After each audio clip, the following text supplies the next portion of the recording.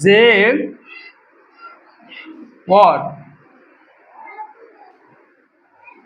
Word গুলো কি করে ভাইয়া, NOUN নাউন বা PRO NOUN নাউন বা প্রোনাউন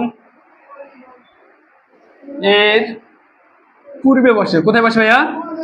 পূর্বে বসে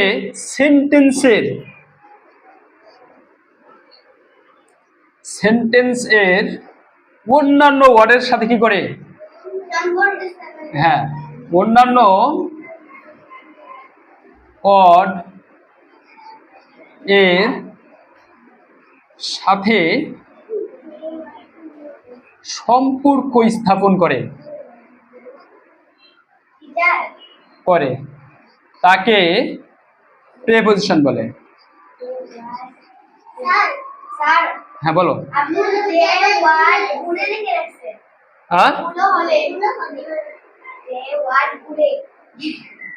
এই দেখো প্লিজ অ্যাটেনশন, একেবারে অ্যাটেনশন। হ্যাঁ, যে প্রেপোজিশন কি ভাইয়া বলো তো?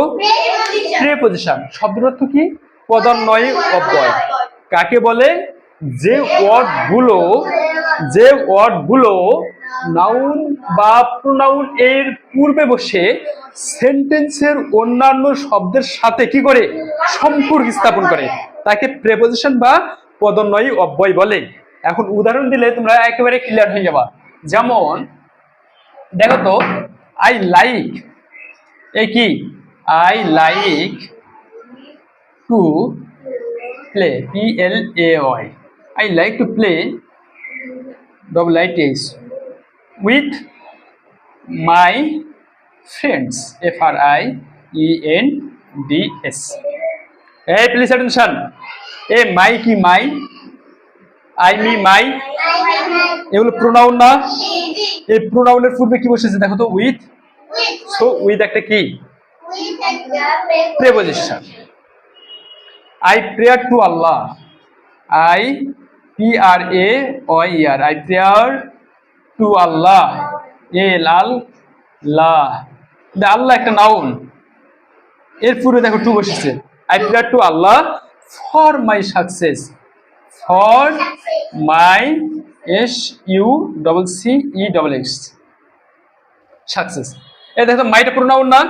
প্রোনাউনের পূর্বে বসেছে ফর। দেখো এই ফর এই সেন্টেন্সের অন্যান্য শব্দের সাথে কি করছে? সম্পর্ক স্থাপন করেছে। I like to play with my friend, my হলো প্রোনাউন, প্রোনাউনের পূর্বে বসেছে কি? উইথ। সো উইথ একটা কি? প্রেপোজিশন। দেখো তো, আই লাইক টু প্লে, আমি খেলা করতে পছন্দ করি, উইথ মাই ফ্রেন্ড, আমার বন্ধুদের সাথে, আমার বন্ধুদের সাথে। তাহলে দেখো তো, আমার বন্ধুদের সাথে এটা এই ওয়ার্ডগুলোর সাথে একটা সম্পর্ক স্থাপন করেনি। সো উইথ একটা হলো প্রেপোজিশন। ঠিক তেমনি I prayer two Allah for my success, এর মাই হলো কি? প্রোনাউন।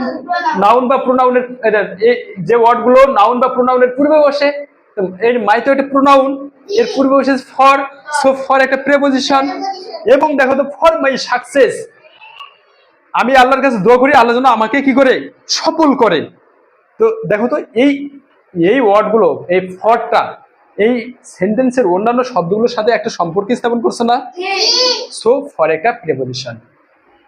দেখো কমন প্রেপোজিশন আরো আছে। দেখো আমি কি তোমাদের সাথে ভাত খাই, কি? I eat rice, RIC, I eat rice with fish,